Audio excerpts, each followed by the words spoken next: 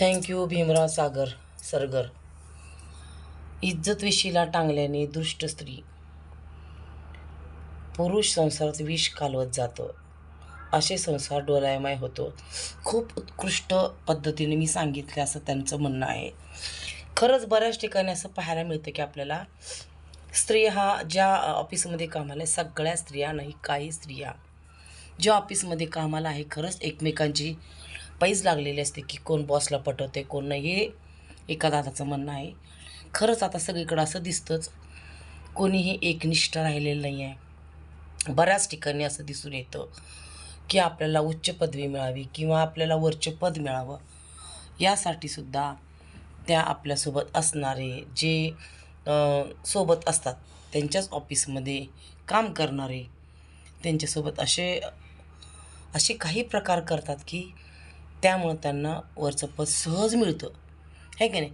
आणि जे लोक कष्ट करतात, जे खरंच योग्य आहे, तुम्हाला जर वरचं पद पाहिजे असेल, पदवी पाहिजे असेल, तर त्यांना मिळत नाही पदवी. हे अशा पद्धतीने मग स्त्रिया करतात आणि त्यामुळं बाकीच्या सर्व चांगल्या स्त्रियासुद्धा बदनाम होतात. तर खरंच इज्जत वेशीला टांगलेले आहेत. एक दुष्ट स्त्रिया आहेत ह्या कलियुगमध्ये. काय माहीत नाही आणखी काय होणार आहे आपल्या ह्या समाजाचं, आपल्या देशाचं.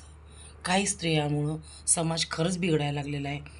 वाईट वाटतं या गोष्टीचं की जसं अगोदरचा आपल्या स्त्रिया होत्या, आपल्या गावाकडच्या स्त्रिया, आपल्या भारतीय संस्कृती जपलेल्या स्त्रिया, अशा खूप कमी राहिलेलं आहे.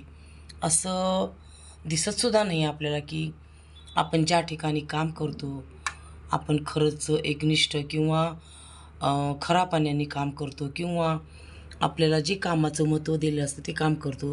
काही स्त्रियांना काही काम येत नसतं, पण तरीसुद्धा त्या अशा पुरुषांना बळी पाडून त्यांच्यापर्यंत पोचून आपल्याला सहजरित्या त्यांनी पुढचं पद मिळवून घेतात किंवा आपली बढोत्तरी करते म्हणतात, ते पण आहे. बढोत्तरी करतात आणि आपलं पेमेंट वाढवतात.